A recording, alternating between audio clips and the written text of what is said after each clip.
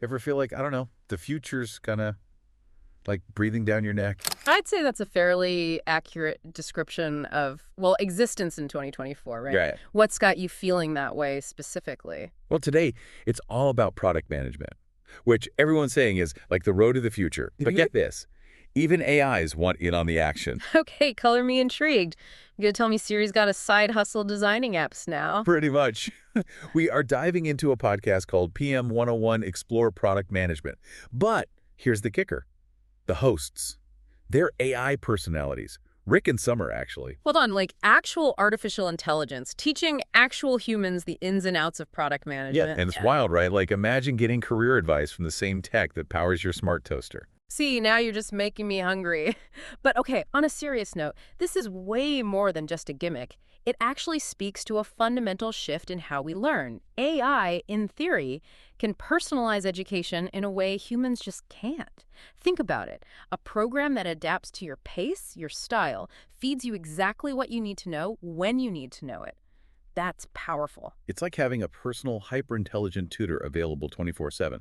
But before we get too carried away with the robot overlords taking over education. Which, let's be honest, is always a slight concern lurking in the back of our minds these days. Exactly. They did bring in a human expert, Aaron Demnath, a.k.a. the product geek. So it's this interesting blend of cutting-edge AI and like good old-fashioned human experience. Which is essential, let's be real. Especially in a field like product management. It's not just about data points and algorithms, right? You got to understand people, what they want, what they need. And that's where a seasoned pro like Aaron Dom really shines, I'd imagine. It's like the AI might tell you the statistically perfect product to launch based on like a million data points. But Aaron Dom could tell you if people will actually want to buy it, you know? And he can probably give you some killer marketing tips while he's at it. There you go. It's that human touch. And speaking of marketing, did you catch the podcast's tagline? It's something like, tell your friends, help us go viral. Wait, really? That's kind of meta, right? They're literally using the principles of product marketing to promote their product management podcast. Precisely. They're living their own curriculum, which I gotta say is pretty slick. But let's get back to your original point. This whole thing, it really does make you think about the future of education, right? If AI can teach something as complex as product management today... What can it teach tomorrow? Exactly. And that's the real question, isn't it? What field will they revolutionize next? Welcome back, everyone. Ready for another deep dive? Always ready to geek out about product development. This week's material was pretty intense, right? It's like trying to drink from a fire hose sometimes. Totally. So today we're breaking it all down, making sure you walk away with the good stuff, the actionable insights, minus the information overload. Sounds like a plan. Okay, let's jump right in. We've been throwing around this term product strategy, but what's the big deal? Why should anyone care? Especially if they aren't, building the next tech unicorn. It's a great question. It's about having a roadmap, a shared understanding of where you're going and how you're going to get there. Makes sense. But isn't it a bit, overused? Like, everyone talks about strategy, but how often does it actually translate into, real-world results? You hit the nail on the head. It's not just about buzzwords. It's about aligning everyone, from the developers to the marketers to the salespeople, around a common goal. So it's like everyone's playing the same game with the same playbook, right? Exactly. Okay, I'm sold. But where do you even begin? What are the building blocks of a killer product strategy? First things first, vision. What problem are you solving and for whom? Right, like what's the point of building anything if it doesn't solve a real problem for real people? Exactly. And then there's the business model. How will this product generate value, both for the user and for the company? Got to keep the lights on. Exactly. And of course, you can't forget about market positioning. How did your product stand out from the competition? Remember all that good stuff we talked about with personas and competitive analysis? Yeah. From week 2. It's all coming back to me now. This is where it all starts to click. You're using those insights to carve out your niche, to show why your product is the best solution. Okay, so you've got your vision, your business model, your market position. You're like a product building machine. But how do you make sure you're building something people actually want? The million-dollar question. That's where empathy comes in. Empathy. Okay, I'm listening. And not just any kind of empathy. We're talking about getting into the minds of your users with a little something called an empathy map. Empathy map. Now that sounds interesting. It's like stepping into someone else's shoes, seeing the world through their eyes, except in this case, you're getting a 360-degree view of their experience with your product. So it's not just about what people say they want, it's about how they think, feel, and actually behave. Bingo! Remember, people aren't always the best at articulating their needs, especially when it comes to products they've never experienced before. If I had asked people what they wanted, they would have said faster horses, right? Yeah, you got it. Henry Ford nailed it. That's the power of empathy mapping. It helps you uncover those unarticulated needs and desires. So how do you actually do it? Give me the breakdown. How do you create one of these magical empathy maps? It's all about the says, thinks, does, feels structure. Let's take that example from the reading, the one about someone buying a television. Yeah. Okay, so walk me through it. Imagine you're mapping out their experience, right? What are they saying about their needs? Like, I need a TV that can handle my gaming console or something like that. Yeah, exactly. Or maybe they're saying, I need a TV that fits in my tiny apartment. Then you dive into what they might be thinking, but not necessarily saying out loud. Ooh, like, I hope this TV doesn't break the bank. Exactly. Or maybe they're overwhelmed by all the options, all the different brands and features. They might be thinking, how am I supposed to choose? And don't forget about the do's column. Yeah, What are their actual behaviors? right. Are they diligently comparing prices online, reading every single review, or maybe they're just impulsively adding the first TV they see to their cart? They're finally the feels part. Yeah. This is where it gets really juicy, right? Absolutely. This is where you tap into their emotions. Are they excited about upgrading their home theater, stressed about finding the perfect TV, confused by all the technical jargon? It's like you're building a whole emotional profile of your user. Precisely. And that, my friend, is the beauty of empathy mapping. You're not just building a product, you're building an experience that resonates on a human level. This is blowing my mind. I'm already seeing how helpful this could be, not just for product design, but for like understanding people in general. 100%. It's a tool you can use in so many situations. But okay, let's switch gears for a sec and talk about something that often gets overlooked in product development: estimation. Oh, estimation. Now, whenever I hear that word, I instantly think back to math class, trying to calculate like the area of a circle. And let's just say math and we don't always see eye to eye. Well, thankfully, estimating in product development is a bit more forgiving than geometry class, I promise. But it's still super important to get right. Okay, so break it down for me. Why is estimation such a big deal, especially for folks who aren't, coding all day? Okay, imagine this. You're planning a road trip, right? But you have no idea how far you're going or how long it'll take to get there. Oh, that sounds like a recipe for disaster. Right.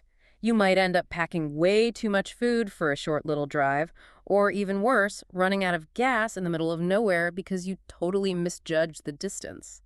Ouch. I can see how that applies to building products too. Exactly. Without a good grasp of estimation, you risk mismanaging your resources, setting unrealistic deadlines, and ultimately, you might just end up with a product that totally misses the mark. So how do you actually do it? How do teams go about estimating their work, especially when you're talking about like complex features that are always evolving? That's where story points come into play. Story points. Okay, this is starting to sound a little too technical for me. Don't worry, it's not as complicated as it sounds. Think of it this way. You're packing for a trip, right? Mm-hmm. Do you, meticulously calculate how many minutes it'll take you to pack your suitcase? Oh, absolutely not. I'm more of a throw everything in and hope for the best kind of packer. See, and that's kind of the point. You instinctively factor in things like how long you'll be gone, where you're going, whether it's a work trip or a vacation. All those things influence your packing process, right? Yeah, that makes sense. Story points are similar. Instead of getting hung up on specific hours or days, development teams use these points to represent the relative size and complexity of different tasks. So instead of saying, this feature will take us 3 days to build, they say, like, this is a 3-point story. Exactly. And they often use the Fibonacci sequence, 1, 2, 3, 5, 8, to represent these points. Wait, the Fibonacci sequence, like the spiral thing. What's the logic there? It's a really clever way of avoiding getting bogged down in overly precise estimations. The gaps between the numbers get bigger, right? And that reflects the reality that larger, more complex tasks are inherently trickier to estimate accurately. So it's less about being perfectly precise and more about making sure the whole team's on the same page. Bingo. It's about establishing a shared language and framework for talking about effort and complexity. It's about getting everyone on the same page. That's really interesting. So we've covered product strategy, empathy mapping, effort estimation. Phew, I'm tired just thinking about it. But how do we actually know if it's all working? How do we measure success in this crazy world of product development? Ugh, the age-old question. And the answer, my friend, is metrics. Those quantifiable, measurable pieces of data that tell us what's working, what's not, and ultimately guide our decisions. Okay, metrics. I have to admit, that word sometimes makes me want to run for the hills and hide under a very large spreadsheet. I hear you. But it doesn't have to be scary. It's about focusing on the numbers that actually matter, the ones that really move the needle for your product. And those can vary depending on your goals, right? Are you trying to make a splash with brand awareness, get people hooked on your features, or boost those sweet, sweet conversions? Right, it's like choosing the right tool for the job. Exactly. Are there some, like, universal metric categories that apply to most products out there? Absolutely. This week's material covered some big ones. Reach. Like, how many people are we actually getting in front of? Exactly. Are we reaching the right people, the ones who are actually going to love what we're building? Yeah. Then there's activation. Okay, activation. So Okay. are people just kicking the tires, or are they actually, like, signing up, diving in, and using those core features? Right. It's one thing to get people in the door, but are they actually getting value from the product? And then, of course, there's engagement. Engagement, the holy grail, right. Yeah. It's not enough to just get people using your product. You want them to be, like, super fans. Totally. Are people just passively scrolling, or are they actively participating, creating content, maybe even inviting their friends to join the party? Remember those examples from the readings, watching videos, making purchases, leaving comments? Yeah. Those all point to a highly engaged user base. Okay. And last but not least, the metric that keeps product managers up at night. Retention. Retention. It's one thing to win people over, but are they sticking around? Are they making your product a part of their daily routine? Right. It's like building a campfire. Getting that initial spark, that's important. But you got to keep adding fuel to keep those flames burning bright. I love that analogy. And speaking of guiding lights, that brings us to one of the most powerful concepts in the product world, maybe in life in general, the North Star metric. North Star metric. Okay, this sounds intriguing. Break it down for me. Think of it like, those old school sailors navigating by the stars? The North Star was their constant, their guiding light. Right. And just like those sailors, your product team can use a North Star metric to guide their decisions and keep everyone laser focused on what truly drives long-term success. So instead of getting bogged down by a million different metrics, you're saying find that one metric to rule them all. You got it. Your North Star metric is the single most important measure of your product's success, period. It should be directly tied to your business goals, it should reflect what your customers truly value, and ultimately, it should tell you if your product is making the impact you're aiming for. I'm starting to see how powerful this concept could be. And not just for businesses. I mean, what's my personal North Star metric for success in life? That's something I'm going to be thinking about. But okay, we got to squeeze in one more big idea before we wrap things up. Right. Let's talk about de-risking, making sure all this hard work doesn't go up in smoke. Okay, de-risking. Eh. It sounds a little bit terrifying, like something you do in a high-stakes poker game. Yeah. What's the product equivalent of like an all-in bluff gone wrong? Imagine this. You pour your heart and soul into building some amazing new feature. You're absolutely convinced that users are going to go nuts for it. But then you release it into the wild and crickets. Nothing. It's a total flop. Ouch. That's going to be one of the worst feelings in the world.